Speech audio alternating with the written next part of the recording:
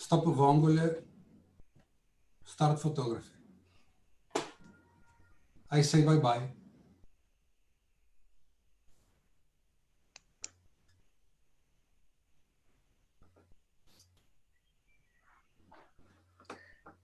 Good evening. We are probably already live. Just a couple of minutes, so we wait some more people comes. First of all, welcome. This is the sixth episode of this format. Is a talk format produced by Dotart, the association that produce the festival Trieste Photo Days. We did the first 5 episodes with Italian authors, so we did the talks in Italian. So first of all, forgive my English, I'm Italian, and you know, mostly of us don't speak a perfect English, not at all. I mean, it's probably what Nick would call macaroni style Italian, but you know, this is we know we expect to have friends and people watching from all over the world. So I'm sure that some of you are more or less at my level, some are better. And so again, welcome to the 5th episode of TPD Digital Talks. This is the first episode that we do in English directly because we are gonna guest foreigner photographers from all over the world. And so today we have the pleasure to guest one of the most famous, important, and great street photographer, Nick Turpin. Hello, Nick. I'm very pleased. It's a big pleasure to have you here also online. We had the pleasure to have Nick at the last festival in October. And I have here with me and Nick to help me making questions to Nick, Rebeka. She's a journalist. Did all the specials for Capodistria TV on the festival and lots more, of course. She does welcome. You do a lot of other things too, but mostly you are a journalist and you are a good journalist. Yes. Thank you, Angelo. Thank you again to be with us with this special issue, with this special episode with the great Nick Turpin. And Nick is gonna show us some of his work. And so I pass directly to him the word so he can start. I know you're gonna start probably with the street photography portfolio, right, Nick? Yes, I will start with sort of traditional street photography, as I guess I call it. I'll show you a few pictures and I'll sort of explain my approach, I guess. Would you like me to start that now? I would like you to explain your approach to the street. Yes, just to remember, Nick is in London right now. Rebeka is in Fiume. Our director, our producing director, Stefano, is in Trieste, and I'm in Milano. So from all over the world. Go ahead, Nick. Okay, well, thanks for having me. Before I start, I would like to say that the Trieste Photo Days festival that I attended last year is a fantastic event. The city is beautiful, and I'm hoping that in future years we will be able to meet in person, and that the festival will run like it did last year. And I would heartily recommend going. I just had to say that. I think you're going to be with us this year, crossing fingers, but honestly, I don't see, I think it's going to be over by October. Festival will be end of October, just to remind. So yes. Go ahead. Sorry, I hope so. Okay, I will show you some pictures.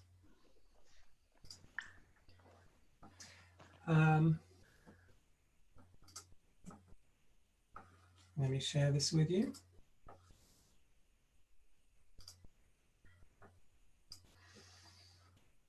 Okay, can you see that okay? Perfect. Okay. Yeah. Perfectly. Full So screen. Yeah. forgive me looking over here. I have more than one monitor. So yeah, I've been a street photographer for over 30 years. And I think during that time, my way of approaching the street has evolved and changed. And so I'm going to show you, first of all, kind of traditional street photography. And then I'm going to show you some sort of series and projects, which I think some of the most interesting work that street photographers are doing now in exploring the public space, documenting the public space. A lot of the most interesting work is in project form now, I think. So I'll show you two of those. Well, I'll go through some street pictures. I mean, this is a picture from London. This is a corner which I pass through many times. I teach street photography in London, and I come through this space with students, you know, all the time. And the buildings here are very colourful, as you can see. But on this day, lots of things came together in a nice way. You can see that it was the day that they do the recycling. The bins are out, which added these lovely colours in the left-hand corner. On the right-hand side there, they were digging up the road with these blue barriers. A red London bus came past. Just everything added to the picture in a way which I'd not seen before. And I think street photography is about recognizing that something is special and recognizing it quickly enough to make a picture. And I think it's you know, seeing that potential, even if you see the potential in a space that you know, will make a picture if you wait long enough. So that's often a way that I work. I think you can find ready-made pictures in the street, but you can also construct them. You can build them, and in a way that's the kind of thing which I think you can teach as a photographer. You can teach people how to build a composition. Yes, sorry if I stop you, Nick. This is a question I wanted make you, so you can explain to everybody your system. I mean, your way to take street photography. That is because, as you are saying, there are a few different ways, and mostly you can construct a scene, or you can take the moment. You know, you can take the snap wherever you are, wherever. What do you prefer to do usually? Well, I think a good street photographer is ready for both of those ways of working. So when you're walking down the street, you see things coming the opposite direction. You pass things that are a ready-made picture. You come across something, and it's just there for you. All you have to do is raise the camera and make the picture. But those things don't happen very often, and so you do need to be able to make pictures in other ways. Otherwise, you have, you know, very what we say in English, a fruitless trip. You get no fruit. You know, you can walk for 3 hours and see nothing. So when you come across a space like in this picture with beautiful colors, a very graphic corner, beautiful light, you know, it's worth trying to make a picture there and see what happens. And I think I'm quite unusual as a street photographer in waiting and watching a long time. I think a lot of street photographers just walk. You know, they walk continuously. Yeah, that's sort of my approach. And I think that's because I'm interested in the space. I'm interested in the city as a system, you know, for living, for working, for transport, for people interacting. I see the city a bit like that. So I'm interested in the space. I'm interested in the architecture, the depth of the picture. Those things are as interesting as the people and the moment. So, yeah, does that answer your question? No, you answered. I mean, it's just that you're right. There are many street photographers that keep working a lot. They spend a lot of time working and trying to catch to be at the right moment in the right place. But Yes.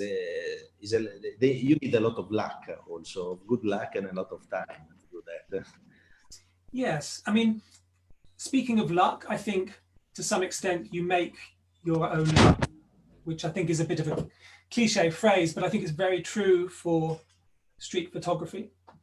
I mean, this picture is an interesting example of that, because you know, if you stand in one place and you watch over a period of hours, you begin to see the things which are repeating, and the bus in this picture is something which came past me every 15 minutes.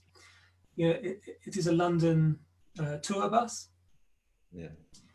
So every 15 minutes, I knew that I would have this nice interaction between a Roman aqueduct and English Georgian architecture. And there was this nice interaction.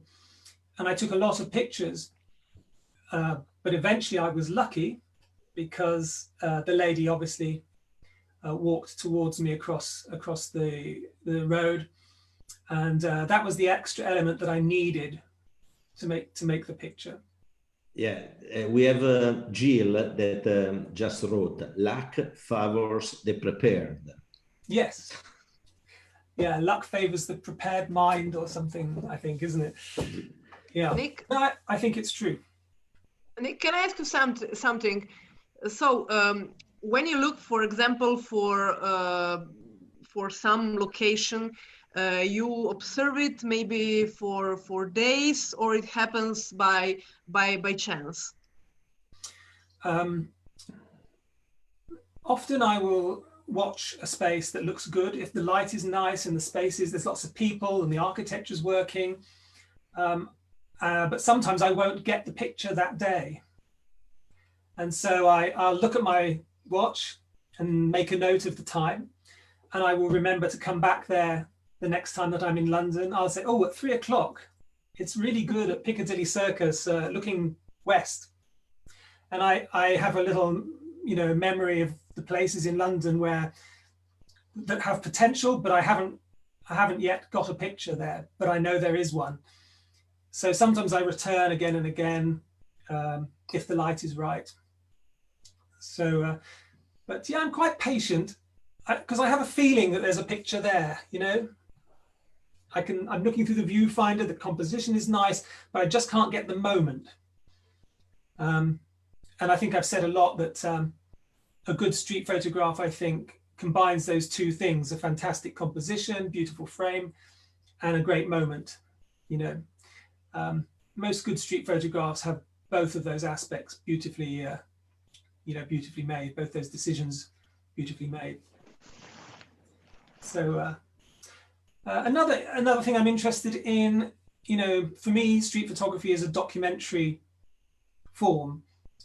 That's probably the main reason that I do it. I enjoy making pictures. I enjoy juggling these elements in the frame. I get pleasure from that. But I very much like the fact that I'm documenting life in London in 2020, or, you know, I think this is a couple of years old or 3 years old, but it's it's about tourism, this picture. The lady here, I think, is Asian. It's about advertising, the consumer sort of consumerization of public place, commercialization of public place. It's about history. You know, every picture you take on the street has all those elements, and those are really, really something that I'm interested in recording. Okay, let's go. Yeah, I'll keep going. So this is a picture from the British Museum. And sometimes a photograph just has a quality. You see something, you know, I spoke about finding a ready-made picture, a picture that is in front of you and fully formed, and you see it, and you don't have to wait. You just have to frame it and try not to disturb the scene. So obviously for me, taking candid pictures is extremely important. To me, street photography is an observational approach, not one where I direct the action. So that's extremely important to me. So in this picture, if one of the girls had seen me and made eye contact with the camera, to me, I missed the picture. If they see me, I didn't get it, and I would walk away. Because the scene is bruised. This is a phrase which the photographer Joel Meyerowitz uses very nicely. That you can bruise the scene if you are seen, if you interact, and for me that spoils it. Its documentary record has been damaged, I guess. So I don't often photograph groups of teenage girls asleep. It's something which could be problematic, but sometimes it's just such a beautiful scene, and you know, the picture has to be taken, I think.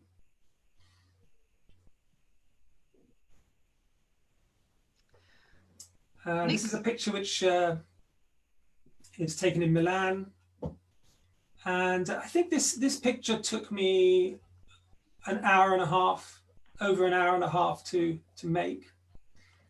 You know, I have maybe 350 frames of this scene that started on another corner of this junction.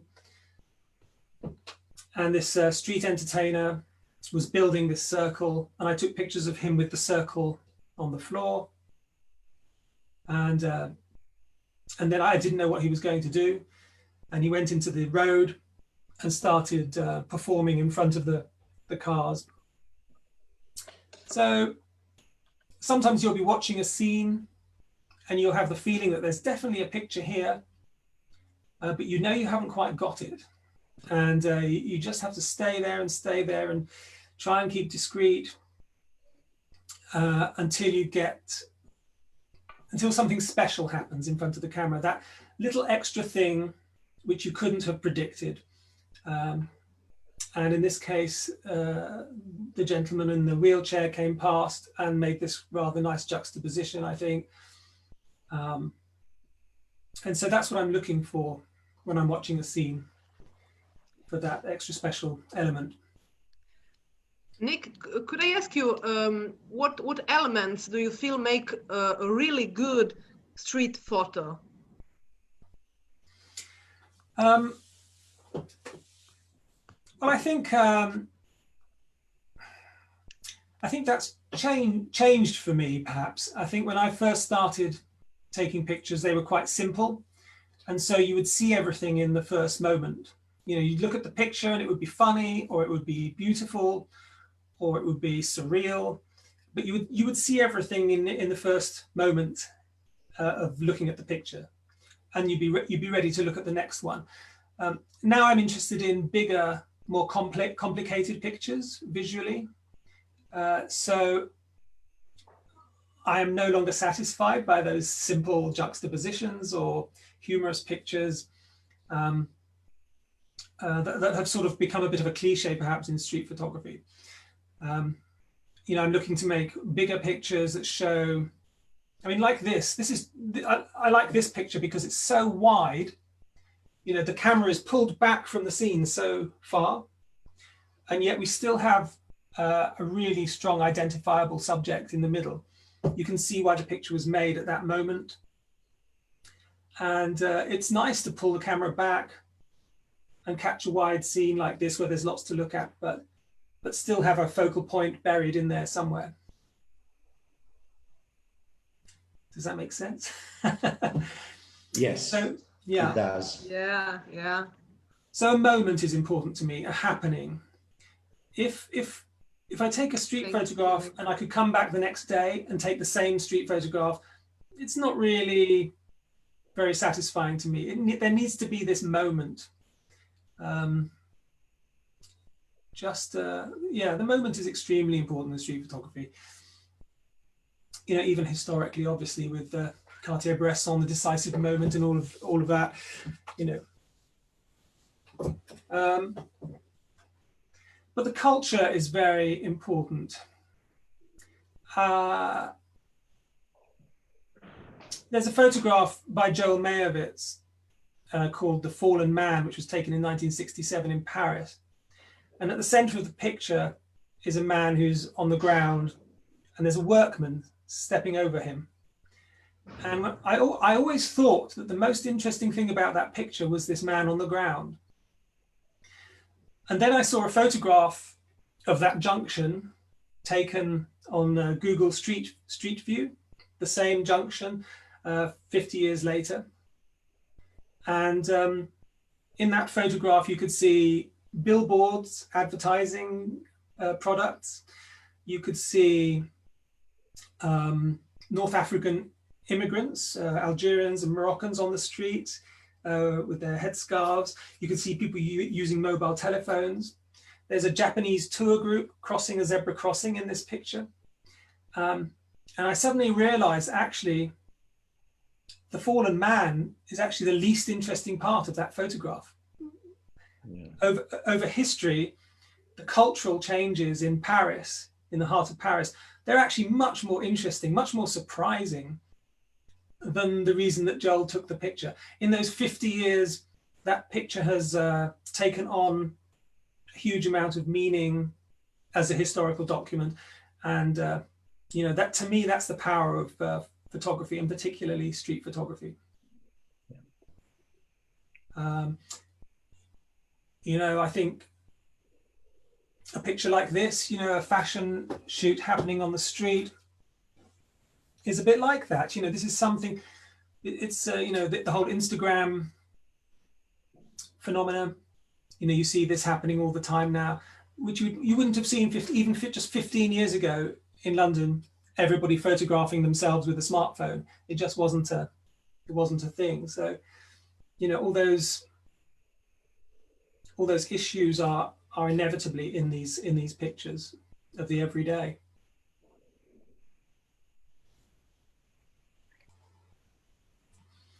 So this picture is from a project I did in Piccadilly Circus. It's kind of an ongoing project, really. I return there quite often. And I do like to return to the same place because there's always, it's like the same stage, but there's always a different play going on the same stage.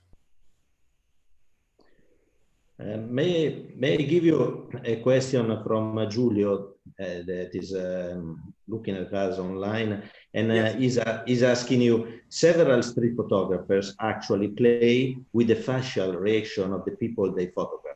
So did Via Maya, for example, but many others too. Their reactions were what made the picture. Do you think that is not street photography? Where people interact with the photographer interacts with the subject? Yeah, yeah. I think it's a street portrait or something else. Yeah. Because the picture becomes not about the scene, but about your interaction. So the subject of the picture changes when you interact with somebody. I think it's a completely, you know, valid form of photography. It's just not what I want to do. I mean, is it called street photography? Probably to me not, because I like the pictures to be candid. The only thing I would say is that there are some great photographs where people have just seen the camera, like the moment that the picture was taken, and they didn't have a time to react. You know, there are a few nice pictures like that I've seen, which are kind of on that border, on the line between the two, and I enjoy those pictures as well. Okay, another question from Umberto Verdolina. You remember Umberto? Say hello to you. And he's asking if don't you think that today's street photography is too often looking for incredible coincidences while perhaps the true essence is to tell humanity in everyday life with sensitive and intelligence. Today I see your work more on this line, aimed, not special effects. Is making you a compliment to say, yes. You understand? Well, it's very nice. It's very nice for me that he has recognized that I'm trying to do that, because you know, I think that's definitely what I'm interested in. He's sort of referring to those quite simple pictures, which I said I took 30 years ago, but I'm no longer really satisfied with those pictures. I mean, I think what street photography is and what street photography can be is probably the most interesting subject in street photography, you know. I think there are a lot of templates in street photography that people adopt. You know, there's certain ways of making street photographs, and we've got ourselves into a situation where, you know, there are large groups of street photographers all working in one of these forms, and I think breaking the template is the challenge in street photography of the next few years. And there are people out there who are really making quite extraordinary pictures that I've never seen before. You know, I could name a few to you, but you know, there are some photographers out there who are shooting candid public photographs, just the same as me and all the other street photographers out there, but they are really doing something different with it. And it amazes me how people are continually being innovative with this form. Yeah. Okay, sorry to stop you, but another question, you know, nice people making questions. Absolutely. From Marcello, he want to ask you, you take many photos of people, kids also. How can you match this with the privacy laws? I often do not show many of my photos. I mean, of course, it depends from country to country. You shoot a lot in London, so it can be different than, for example, in Italy about privacy. How can you match it? Well, I mean, there's two issues there, I suppose: photographing children and then general privacy. I guess the privacy issue, I think the ability to take pictures in a public place is absolutely crucial in a democratic country. What happens on a public place must be a matter of public record, and that's a very important principle to me. And I think that's very much how I justify to myself, you know, photographing people without asking their permission. I think it's a very small price to pay to have that freedom, that slight loss of privacy in a public place. You know, I think we should all be happy to accept that, you know, so that we live in a free democratic country. Yeah. So yeah, it's important. Obviously, you know, if you're going to vote, you need to know what's happening on the streets. I mean, the events currently in America and around the world, you know, are an extremely good example of that. Yeah. With children, I'm a little cautious photographing children. I don't photograph children like close up. Like this picture on the screen at the moment, there's some teenagers there. I would include them as a part of my scene, but I probably would never make a picture of a child as the main subject if they were, you know, under 16 or. Yeah, thank you. So that's just, but I think you all have to find your own rules and your own approach to that. I think in most countries you can make pictures in public place without a problem. It's just some countries you can't publish those pictures without permission, like in France. Yes, laws are different from country to country. In Italy, for example, it's not so easy at the moment. In the last years, has become even more difficult. People are starting to react sometimes really bad when they see you take a picture to them. I mean, we have a few friends that had problems about it. Okay, let's go ahead with this is, I remember, Nick is showing us what he called a classic street photography portfolio, right? That is a part of his production, of course. These are pictures. These are all pictures done in the last years, Nick, or you're showing us? Yes, they vary actually. Some of these are older, some of them are newer. This is this year, but I have some other pictures which I shot when I was in France, probably 7 or 8 years, 9 years ago. Okay. And this picture, I like the fact that your eye comes backwards and forwards as you look across the picture. So you start in the distance on the left, you come forwards to the guy crouching, then you go back to the two girls, then you come forwards to the man on the phone, and then back to the line of children. I like pictures which force your eye to move around the frame like that. It's using the space, using the architecture, using the depth, and standing back. You could just make a picture of the guy photographing the two girls in front of the lion, but to me that's too simple. That's a picture that you would just see everything in one glance, whereas this picture makes you work, and that's what I like. This photo has a lot of elements, really, and so it's like I mean, you have really to be a director to manage to build a scene with so many elements and keep under control everything. I think this previous picture is similar. Yeah, exactly. I mean, where does your eye stop when you look around this picture? I don't know if it's just me, but my eye continually moves around these figures. It never settles anywhere, and I like that. Nick, can I ask you, what is the biggest challenge when you shooting on the street?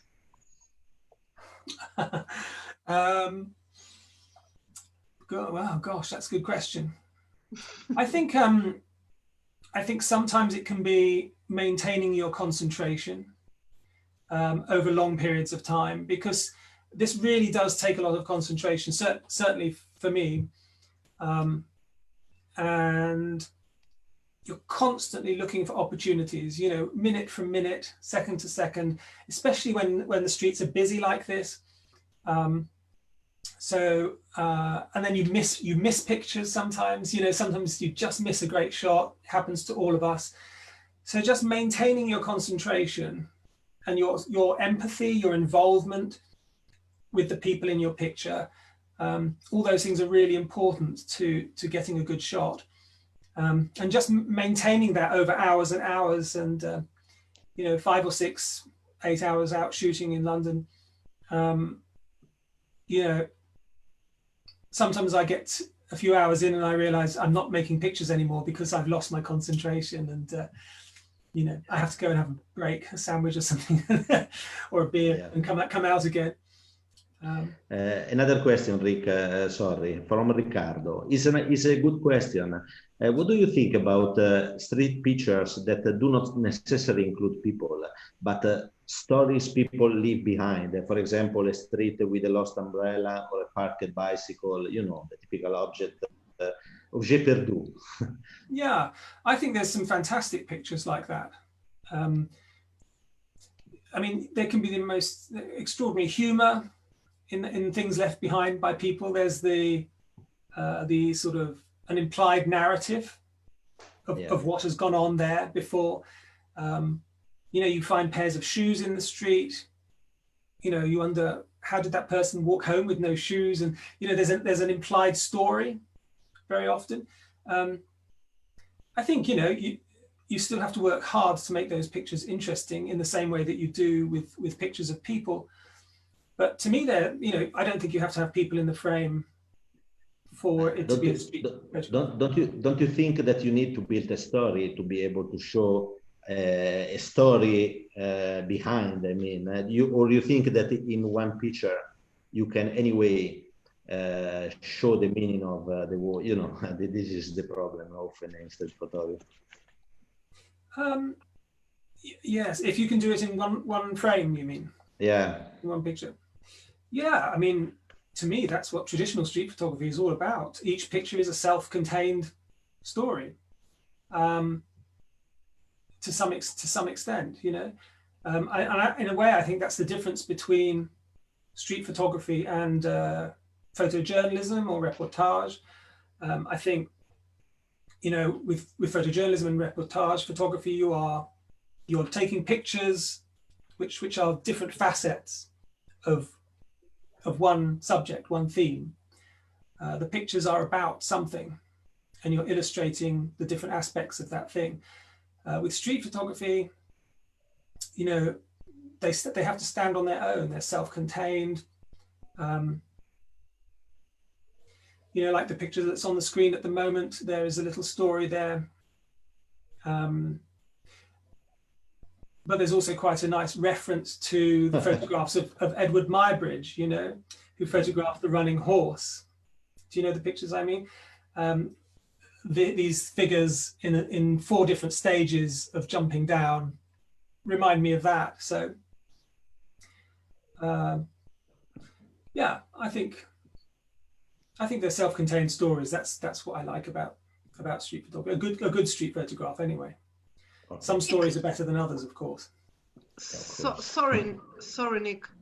Regarding, for example, social media trends, where do you think street photography is aiming for? Do you think the documentalist and storytelling aspects of street photography are getting lost in favor of more aesthetic aspects?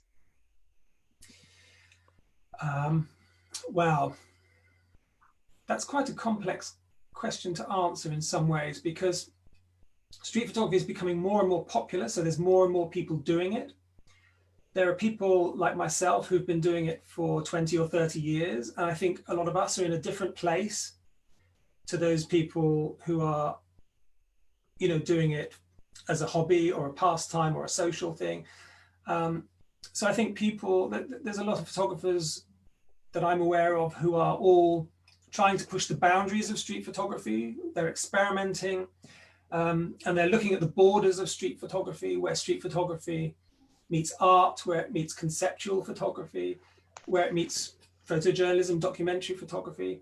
I actually think some of the best street photography being done now is by people who are, you know, in those areas, on the periphery, the edge of street photography. I think, you know, if you look on Instagram, people are still reproducing those templates that I was talking about. Not everybody, of course, but you see a lot of photography which is replicating the past. So you see a lot of filters being used, a lot of people making their pictures look romantic and nostalgic, and a bit like the work of Saul Leiter from the 40s or 50s, those pastel colors of Kodachrome. You see there's a lot that's very, very, you know, hugely popular on Instagram, but to my mind is not really that challenging for me now. I've been seeing that photography for 30 years, and actually Saul Leiter did it very, very well, you know, originally. So there's a lot of, but those accounts, you know, they're beautiful pictures, and those accounts are very popular. So it depends on your perspective when you're looking at street photography, I think, how educated you are about street photography and its history, and you know, where you are in your own personal evolution as a street photographer. Yeah, I mean, I'm very excited. There's some photographers. You know, there's a guy, a Belgian photographer called Nick Han, who is really kind of a photojournalist, but he takes pictures like a street photographer. So his pictures make up a story. He's done work on Dubai, and about a series of pictures around the Mediterranean. So that there's a theme to his work, but each individual one of his pictures stands alone, like a street photographer's. Each image, you know, is beautiful in its own right, and that's very hard to do. Yeah, interesting. There's another guy in London called Street Max. You can see him on Instagram, Street Max 21. He is taking extraordinary pictures, street photographs like no one else takes, where beautiful architectural scenes in the financial district of London, with the most incredible arrangement of figures. They look like the pictures look like they're composited, but they're not. They're completely, you know, taken in a straight way. And this guy is really a talent at doing that. And I've not seen anybody making pictures like that. And I love. So what's his name again, Nick? I didn't catch it. It's Street Max, MAX. Okay. 21, I think, on Instagram. I'm gonna look at it. Yeah, there's just a couple of examples of people who I think are doing interesting, innovative photography that isn't backwards looking. It's looking forwards. What can we do with street photography? Not replicating what's been done, you know. Yeah. And we all replicate what has been done when we're learning, and that's, you know, I did that. We all did that. But obviously, eventually, you get the confidence to strike out on your own and find a new, interesting direction, and that's, you know, that's always very interesting. Let me put some more pictures up. How are we doing for time? Yeah. This is a picture from South Beach in Miami. Kind of an optical illusion. But it needed more than that. I liked the optical illusion of the tents on the beach creating this artificial horizon. And it just took me a long time to get the ball in the right place. Not an easy picture to take, right? No.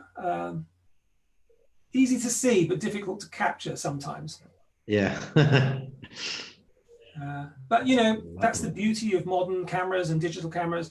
You know, I have pick cameras that I go out on the streets now that will take 30 pictures in a second if I want them to, and it doesn't cost me anything. And that's, you know, some people don't like that about digital photography, but to me, you know, if we're going to be making unusual pictures, we should be using that technology that we have available to us to make pictures that are different to the pictures that Henri Cartier-Bresson made. You know, we should be using the technology. Yeah. This is a picture from France. This is Grenoble. This is an older picture of mine. I lived in France for a while, and I explored the country a little bit with a camera. And although the pictures are just, I mean, I used photography to show me what France was like. Using the act of photography to make the country reveal itself. So I think, you know, when you're going out to make street photographs, you don't know what the picture is going to be. Yeah. Until you see it, of course. And as I shot this project, the issues and the themes became apparent. They revealed themselves to me. Various themes started to come out of the project over the months that I shot it. And, you know, it became clear to me that France was being kind of Americanized, that McDonald's was opening up everywhere, and that their cuisine and their fashion and their music and their cinema was all being heavily influenced by the Anglo-American sort of language and culture.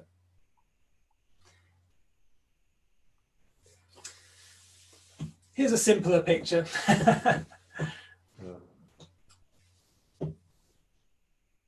So people commission me to do street photography, which is, you know, to be paid to do something that you love is fantastic. And this was for the postal service here, for the Royal Mail in the UK. And it's taken at the National Portrait Gallery. And one of the things that I teach in my workshops is that if you see something on the street, if you see something happen, but you miss it, very often it will happen again if you wait.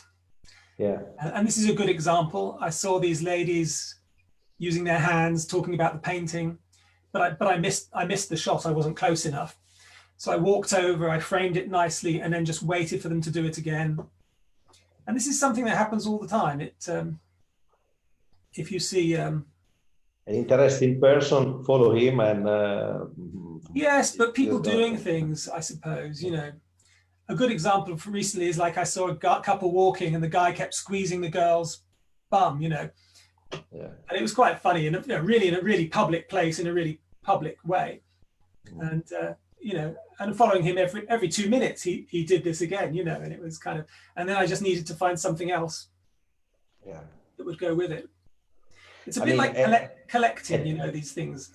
at the end, you spend a lot of time following and trying to catch the right situation. I mean, street photography takes time, right? It's not something you can just make up so easy. I mean, yes, it's extremely time consuming, and that's why, you know, I do advertising work and commercial photography to pay for it, because if you can do advertising, you can earn a reasonable amount of money in a short space of time, which allows you to then finance spending, you know, 7 days making no money at all photographing strangers. Yeah. This is another one from the French project. Nick, could I ask you something about the countries that you visit? And so you give workshops and conferences all over the world as part of your professional activity. Do you find big differences in the street photography in different countries you visit according to their culture? It's certainly a different experience in different countries. I mean, going out on the streets and making pictures is a different experience, particularly, you know, in the States. You know, often the streets are more sparse because everyone's in their car in certain places, and there are differences. But the people that I teach, they're very much the same, I think, because one of the amazing things with street photography now is that it's a very social activity. And so there's a very big online community where everybody's in touch with each other. I mean, I know most street photographers around the world to some extent, you know, either we chat or I'm aware of their work. And I think that's the same for the people that come on my workshops. You know, if I talk about a photographer, they know who I'm talking about. Even if it's not somebody famous, they know the work, and you know, so that, yeah, so that's, people make the same kinds of pictures, have similar approaches around the world, but shooting in different cities is very different. Does that answer your question? Yeah. Thank you, Nick. I mean, social media, image sharing sites like Flickr and Instagram and those sort of platforms, they've absolutely transformed street photography in the time that I've been doing it. It's become, there's an incredible community. It's become a social activity. People meet up to do a photo walk, you know, and have a beer afterwards. They'll go out and do street photography as a social activity, which is, I don't know, it seems extraordinary now. But I think, how many pictures have I gone through? I think we're nearly there. So here's another picture where... in it, of course, it depends also by the scenery, because the architecture of the cities are different in many countries. Like, for example, here in Italy, we have a lot of small cities, small village, ancient, you know, with all the ancient architecture. And so, of course, it's difficult to take certain sceneries here in Italy. For example, this kind of, I mean, industrial architecture, we have it, of course, but the core of the city in Italy is very different than, for example, than in England or than in the States, especially. And so sometimes Italian street photographers have problems to find sceneries like they see done by American photographers, of course. I think, though, you just have to adapt to the environment that you are in. You know, there's some fantastic work by photographers who live in rural areas, and they just focus on different things. You know, they may focus on like traditions, country traditions, fairs and fetes, and you know, street parades and things like that. In order to get enough people, they may have to focus on those sorts of things. You know, I think there are always ways of getting a picture, perhaps. I mean, I did a trip around the world in 30 days for Samsung.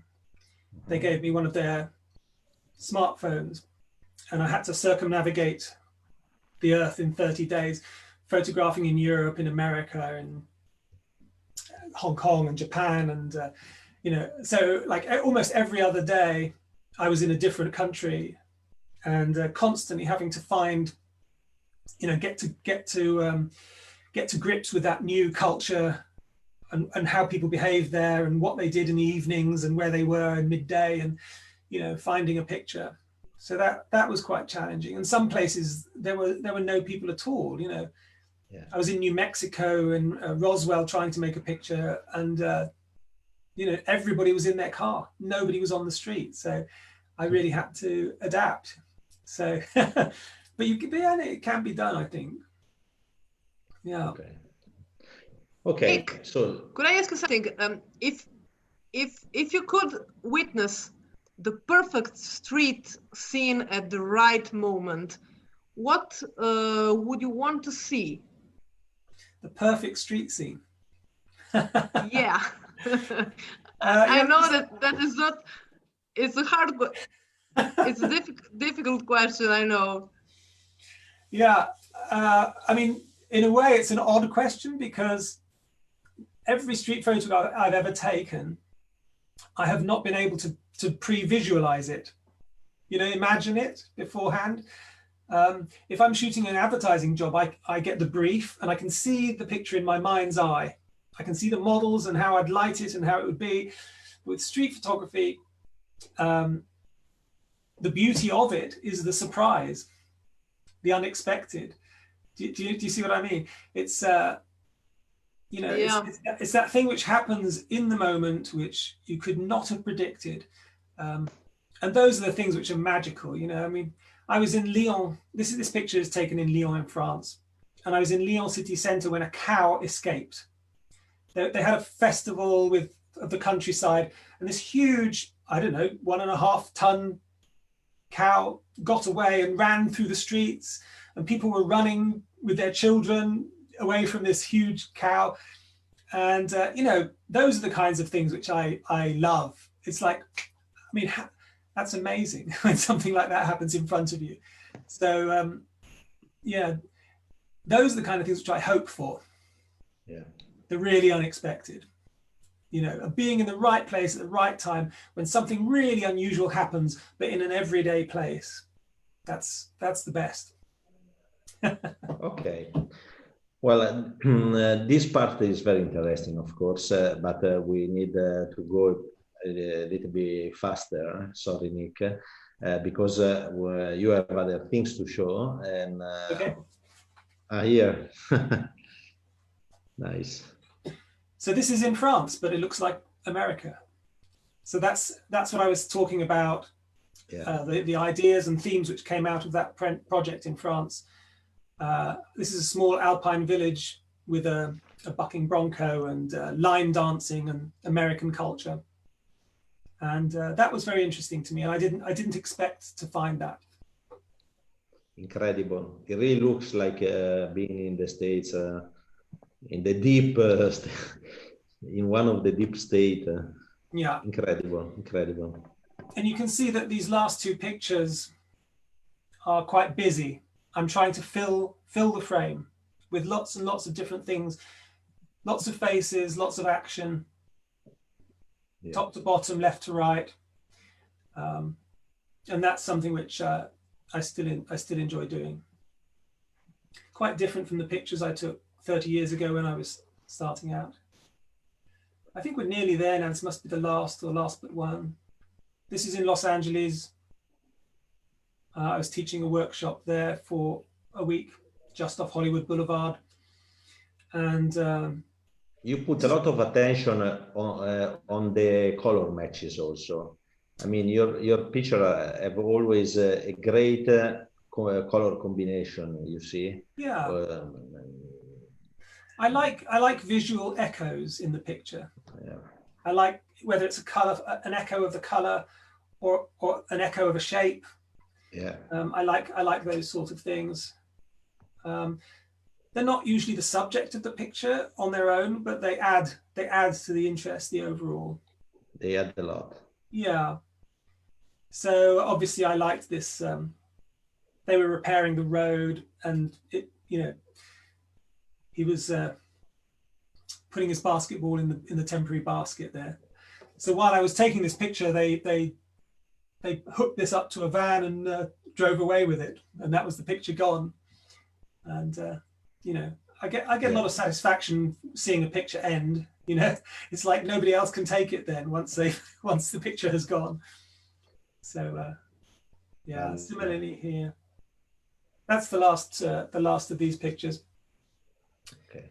And this is kind of poetic, covering up a rainbow with a tarpaulin. I just love the idea of it as much as the way it looks. And I like the little figures. I've been careful to place them in a nice place, in a nice space. So yes, that's kind of the traditional single story street photography that I think I will probably always do. It's at the heart of my interest in photography. Even though for sure it's a part of your work, well known, and probably you're gonna always do this kind of work too. Beautiful. I mean, I like it, this part of your work. My preferred is not really this classic style, but we're gonna see my preferred, one of my preferred project of you right after a quick presentation of another part very important of the story of the festival, and that is Urban Photo Award, because as most of you know, the festival has born 4 years ago as occasion to award the winners of Urban Photo Awards.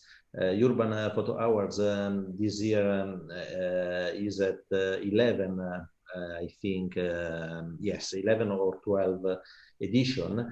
And Nick is in the jury of Urban Photo Contest, and specifically is the juror that pick up the winner of the book awards. The book award is a special award that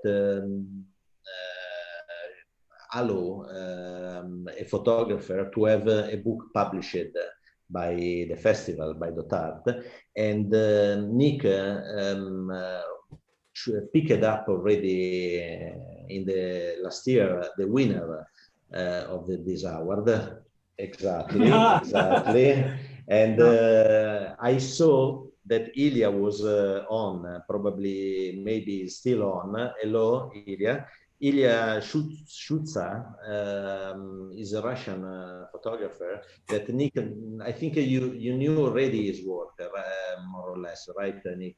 Because I did know his work, but I'd never seen a body of the work put together in that way, and yeah, it was impressive. What did you see? What did you see his work? Probably in Instagram, maybe. I don't remember if Ilya published a lot in Instagram.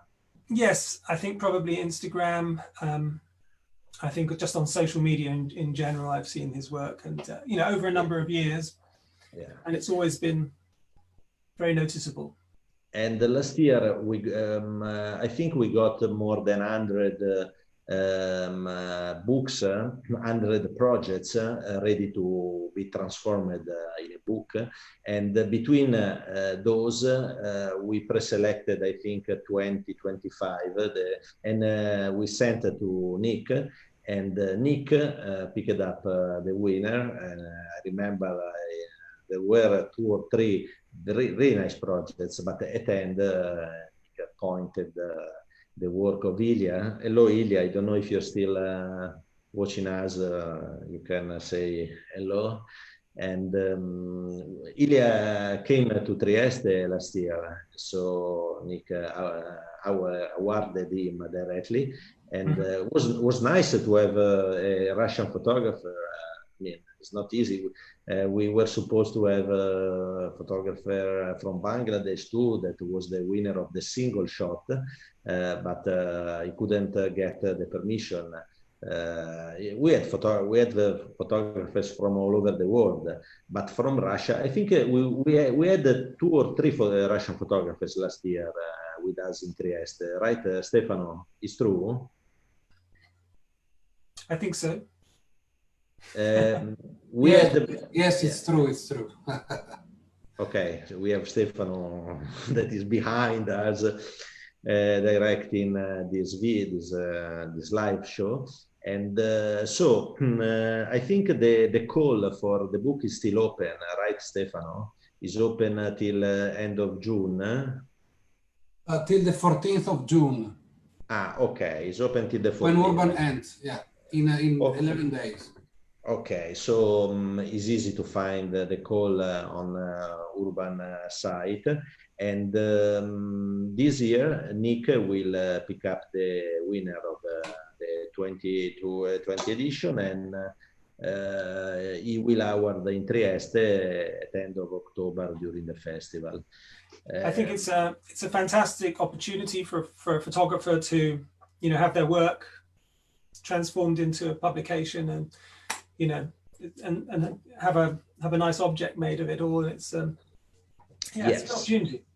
I remember the first edition of the book award, we picked up Tadashi Onishi, that became a friend. Tadashi is a photographer from Japan that you I think you may know him, Nick, right? And we had Tadashi in Trieste 2 years ago, and so he was the first winner of the book edition with a beautiful book that is lost in Shinjuku. And last year we had Ilya. It's a beauty. I really like the work of Ilya. I think he came out a very nice book. Rebeka, did you like the book of Ilya? Did it happen to you to see, right? You made an interview to Ilya too?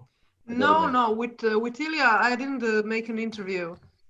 No, I saw the book. It was a fantastic project, really. And so we hope to receive many nice projects this year too. So Nick will have the possibility to choose between some. Of course, it's a pity we can't print more than one book. We can't give the opportunity to more photographers. But I'm sure Nick will pick up the nicer, and will be another success. These books are starting to be a good collection. So we have a great jury, juror this year. I mean, we have Nick, we have a lot of, we have Webb, we have Rebeka, we have a lot of, we have Tadashi, we have a jury of I think 30 persons, so it's really a big jury for the one shot, for the portfolio, and for the series, and for the book award. So we go back to Nick now, and we have the time to see a couple of projects that Nick prepared for us. One is one of my favorite, I think, right? You start with that? It's also one of my favorites. Thank you. Beautiful. Nice project. Go ahead, Nick. Okay.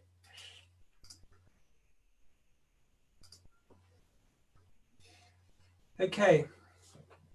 Yes. So this is my project on the night bus. I'm sorry, Nick. Sorry, Ilya answered. Ilya is still watching us. Thank you, Ilya. Sorry, Nick. Thank you for joining us. That's nice. Yeah. Okay. Well, on the night bus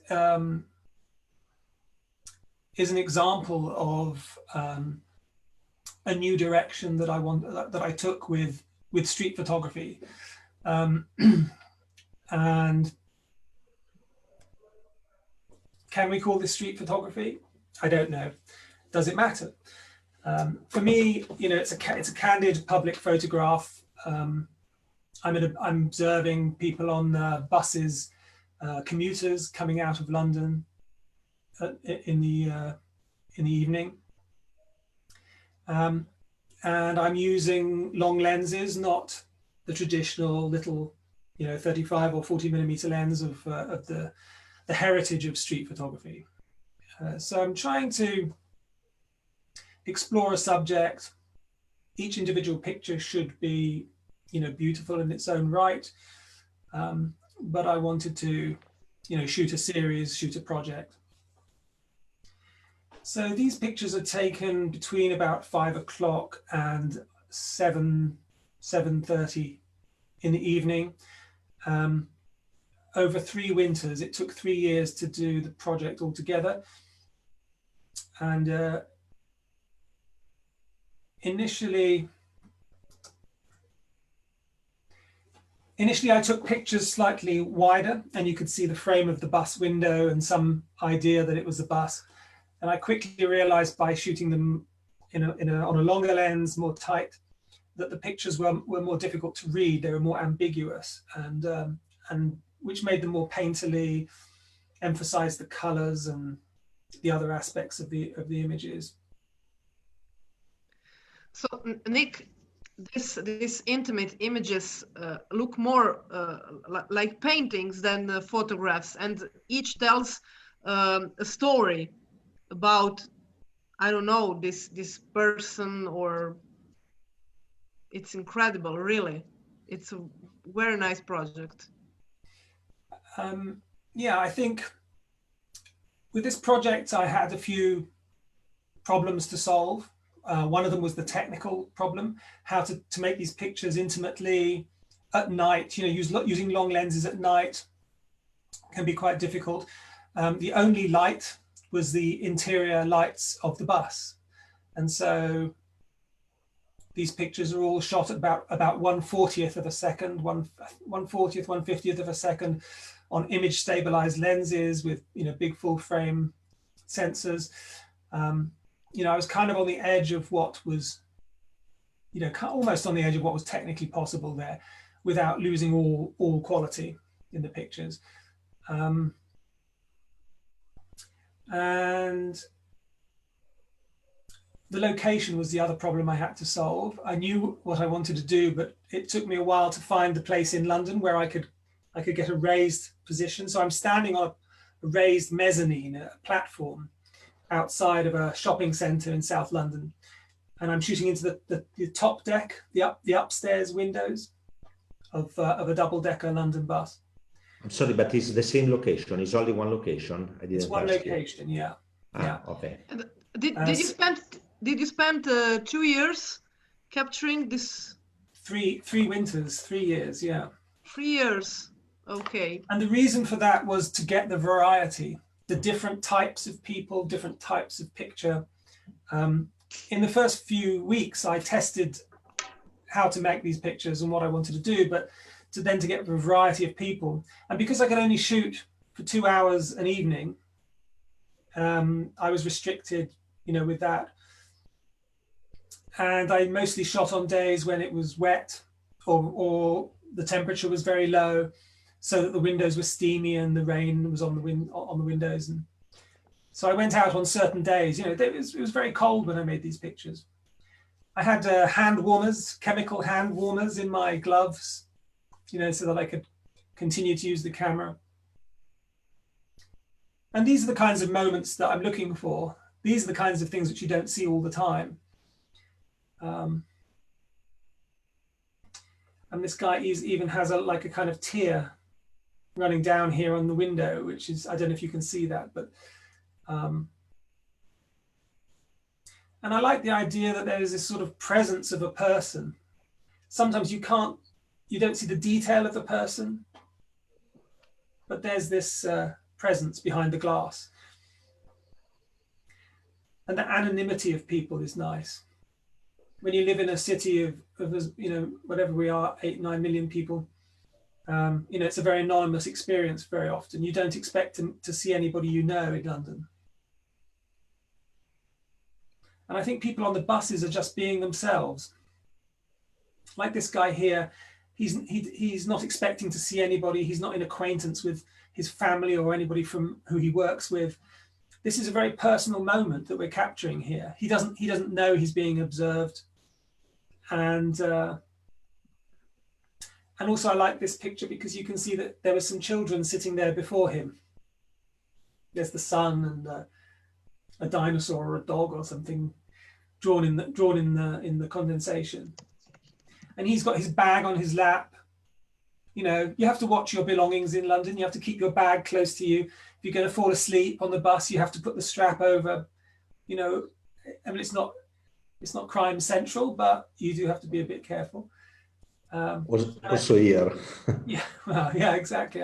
Everywhere probably these days. Nick, I read in an interview that that you said that there is a strong relationship between the photograph and the scene recorded. What do you mean by this? Well, anybody who studies photography, you know, does a degree in photography or whatever, you know, one of the things that you pretty much always learn is that the photograph is a new object. You know, it's just a two-dimensional image. It's viewed out of its original context.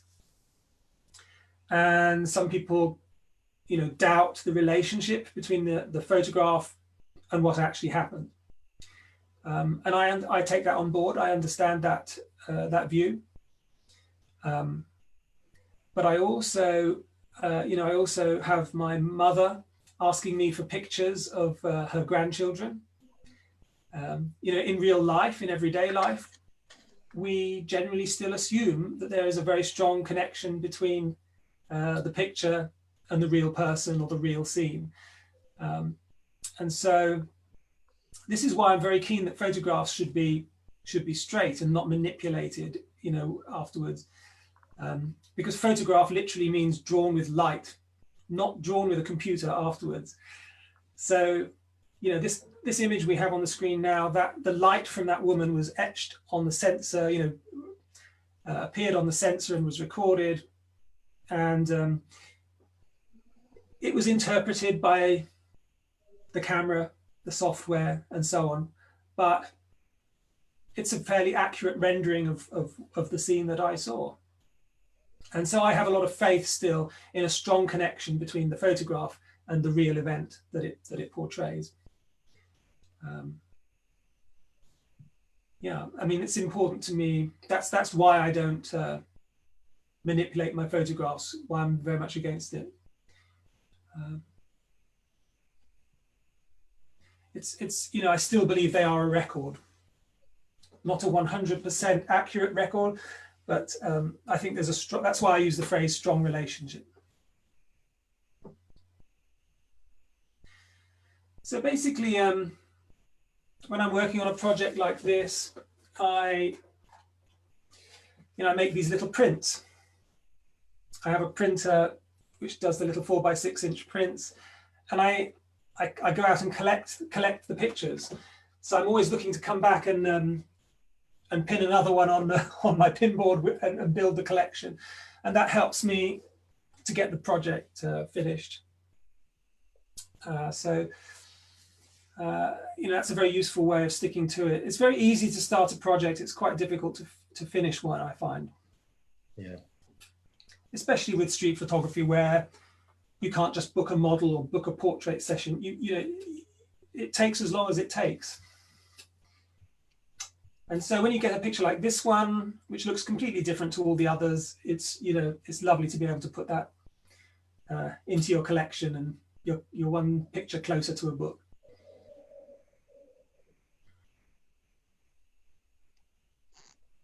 So it's amazing how much variety there actually can be in just a series of pictures of people on a bus. Here, there's the brake lights, the red brake lights of another bus behind him. That red the red light there was only in one frame. I took 5 or 6 frames quite quickly, but one of them had this red glow, which just completely made this frame. I think he looks like he's submerged in ice, buried in like an icy lake or something.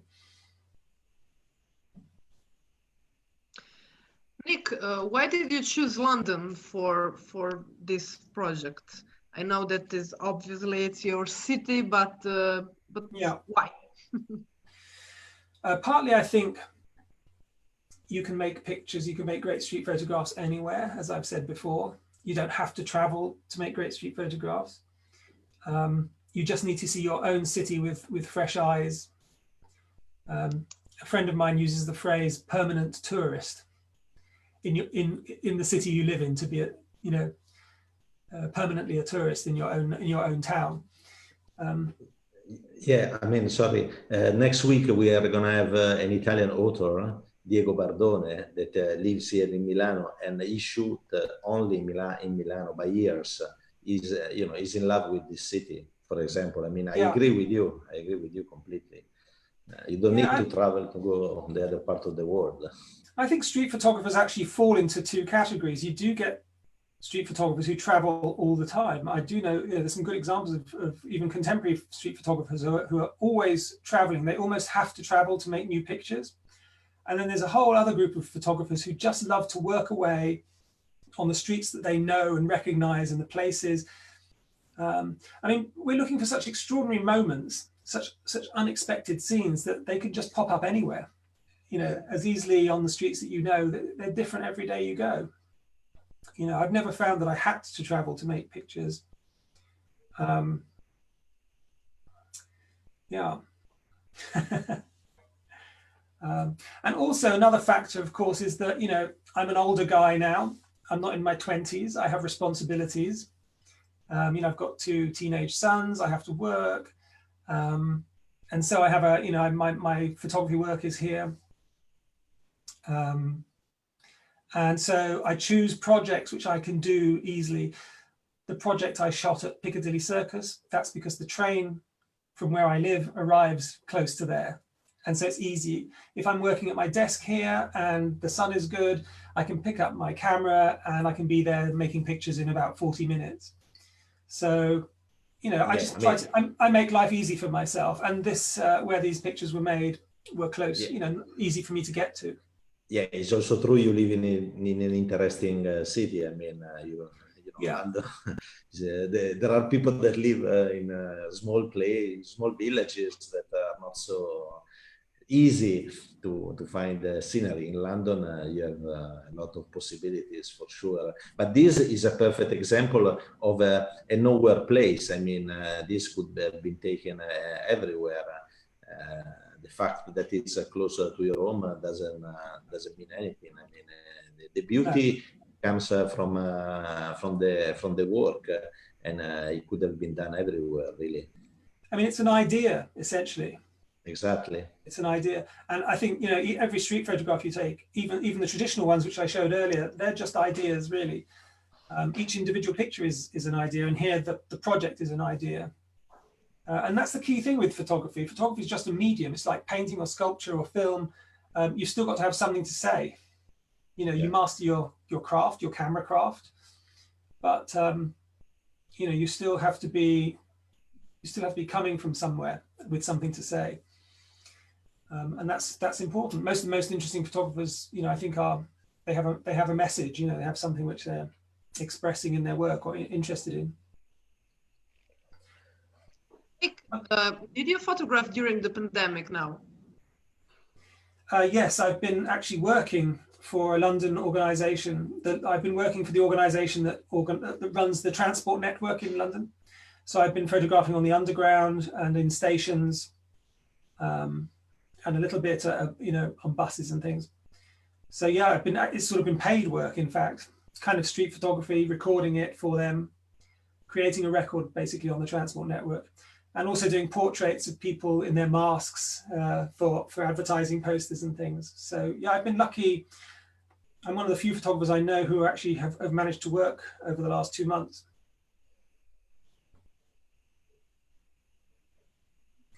So I work commercially. I teach. That's a part of my work.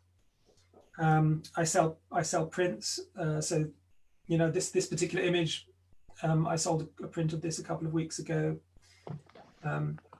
You're doing also video and educational, as far as I know, right?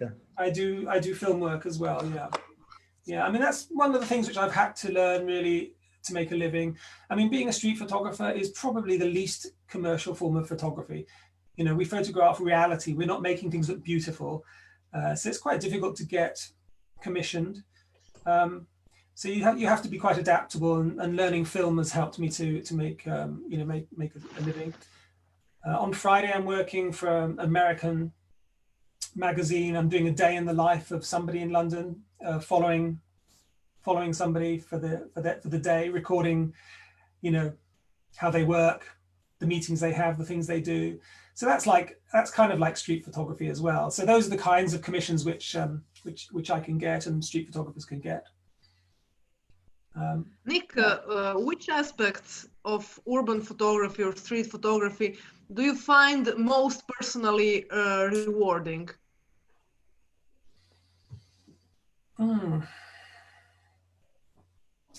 I guess increasingly, I think it is doing projects like this, because this project and the Autos project, both, I kind of see them as where street photography kind of meets art a little bit. They're candid pictures of the everyday, but they're quite aesthetic and beautiful, and they, this project particularly has been extremely satisfying because of the way that it's resonated with a large audience. I get people sending me paintings that they've made based on the photographs, and I get students, I don't know, 2 or 3 students a week who are studying this project in their class. And that's fantastic. I really love that. And they ask me, questions about it for their writing or whatever for their course. And that's really, really nice. I never really had that with my traditional street photography. So I think, making something special in an urban everyday environment is terrific. Okay, we're getting short in time, and I would like you to show the other project you prepared for us to be seen. Let me just, well, shall I just do it while you're watching? Okay, give me a second. You'll see the chaos of my desktop. Yep.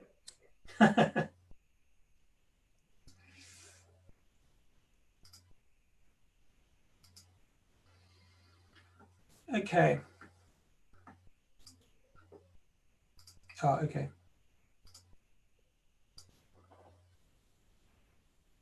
Is that okay? Sure. So this is the project I went on to after the night bus, and like I said, I became quite interested in producing pictures which were not traditional street photography. We're exploring, where a street photographer might go, moving sideways in street photography, but not staging things, not computer manipulating them, still straight photography. That's very important. And the theme of this project really is sort of advertising and the commercialization of public space. And the biggest advertising hoardings in London are in Piccadilly Circus. And so if you go to Piccadilly Circus at night, the whole street and people, children and adults and cars and everything is bathed in the light of advertising, literally.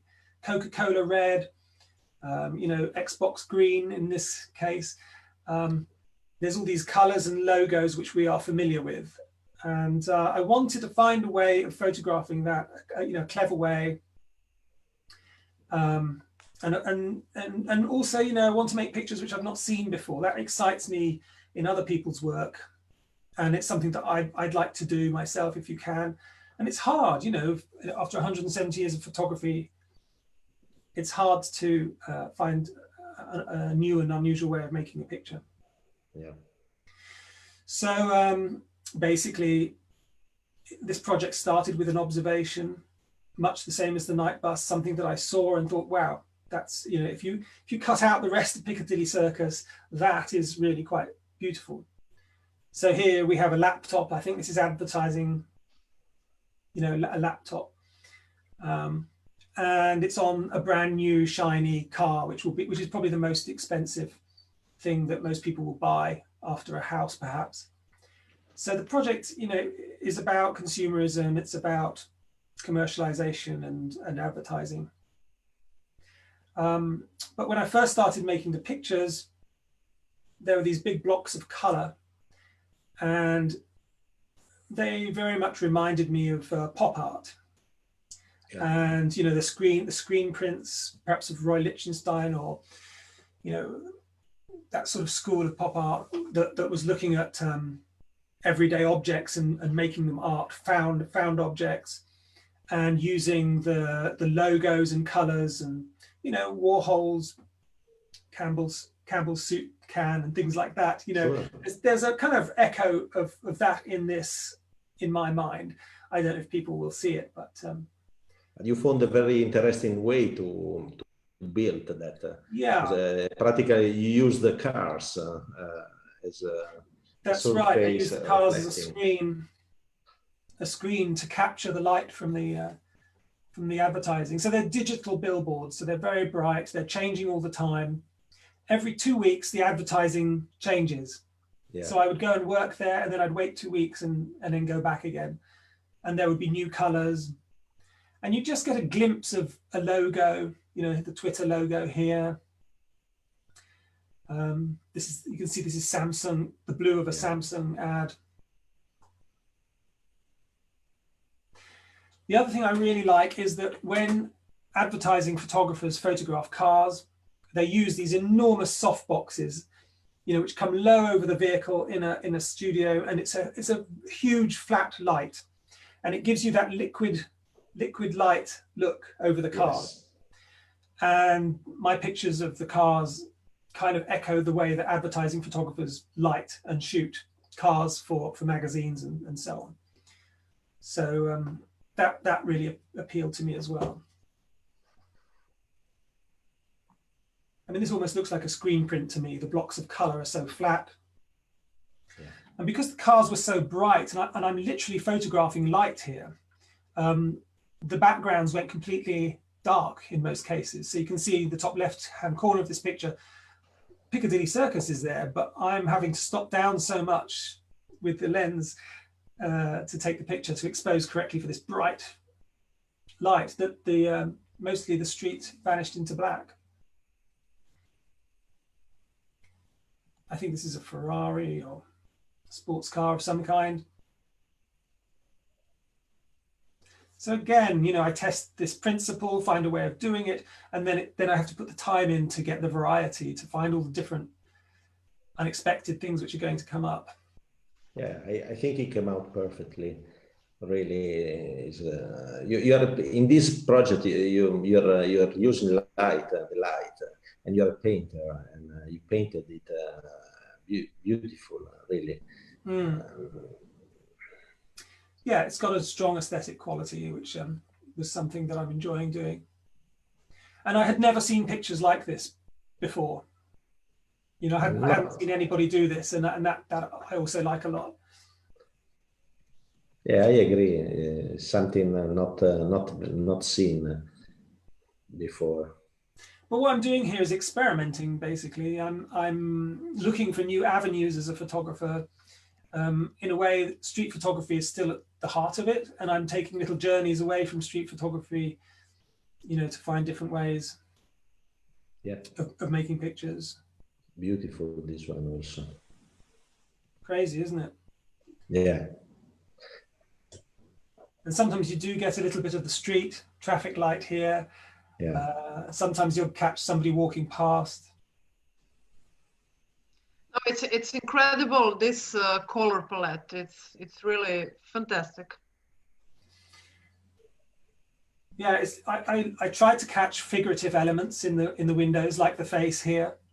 Yeah. But it meant shooting at like f11, f16, and if you're a photographer, you'll know that shooting at night at f/16 is on a long lens is quite hard. But so the night bus project was quite good practice for this. I think it's very important that we had the possibility that people see this part of your work because it's probably less known than the typical, the classic street photography part of your work. But Yeah. I think I believe you are gonna do more. See more projects like this in the future. I can see because. The result is just beautiful, you know. And, I mean, I'm inspired by a number of different photographers who are out there doing some of the most interesting work. There's an Israeli photographer based in New York called Nathan DeVere. He's done 2 projects, one on the New York subway called Platforms, which is very nice, looking across the platforms at people, turning the platforms into like a stage, horizontal sort of panoramic picture. You know, I very much like what he's doing. There's a guy couple of years ago, I think a Mexican photographer, Alejandro Cartanega. He stood on a motorway bridge, looking down onto the motorway, and he photographed people in the back of trucks asleep going to work. Nice. The project was called Carpoolers. Really worth looking up that work. You know. There's just some fabulous pictures. So many people I could have mentioned. There's a girl I spotted recently, Elizabeth Bick. She took pictures in the Pantheon in Rome, and the lighting in there is so extraordinary. When people walk in, they're only lit from one above, and the background is completely black. And the pictures look like studio photographs. They look like they're shot in a studio with expensive lighting, but they're just candid public photographs of people in. You know, it is the Pantheon, I think. Is that right? Yeah, I mean, also this project view looks like done with great lighting systems. In the end, it's very simple. Not simple, but as you said, it's done anywhere in a place outside. Just catching the light in a beautiful way. It's an idea. That's what's great. And when I see a body of work by a good photographer, I just love their ideas. It's not only an idea. It's an idea done in a marvelous way because. And the execution, I suppose. Yeah. Idea is not enough. Idea is a good start, but it must be done then in a beautiful way. Yeah. And this is beautiful, just beautiful. I can see also usages as art pictures, you know, very well printed, fine art printed. Did you do already? I mean, did you make already fine art prints? Not from the Autos project yet, only the night bus. But yeah, the night bus pictures were shown at the Triennial of Photography in Hamburg 18 months ago, which was the biggest exhibition of street photography that has ever happened, as far as I'm aware. They had 7 decades of street photography on the walls. So it was really nice to have that project shown there. And, you know, if you can contribute to the genre that you love in some way, to the history of it, you know, that's really nice to be able to do. Yeah. That is the last one. Yeah. Time ended, so what can I say? I mean, time out, but it's been a great occasion to see a part of Nick's work that is not so well known yet, but it's fantastic and beautiful. And so I really thank you, Nick, to have been with us, and thank you, Rebeka. You are a great journalist. Thank you, Angelo. I can see you are a great journalist. You made some really interesting questions to Nick, and so you made me think. I remember to everybody. It's my work. I know. My job. You do it very well. You do it very well. I remember to everybody that we are gonna have Nick end of October to award the winner of the book award, the book call, that end now in middle of June.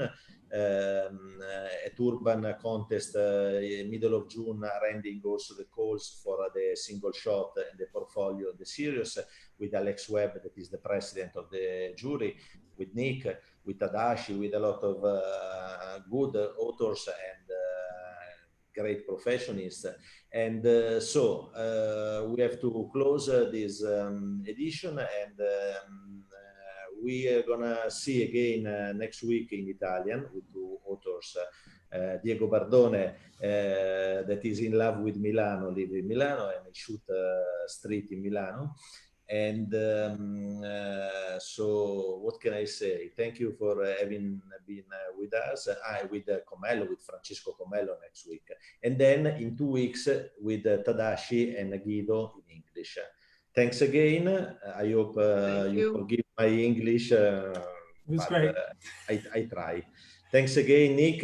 Thank you for asking me. Thank you, Nick. Thank you, Angelo. Rebeka, Stefano. It was a pleasure. We can end it. Bye, everybody. Bye, Stefano.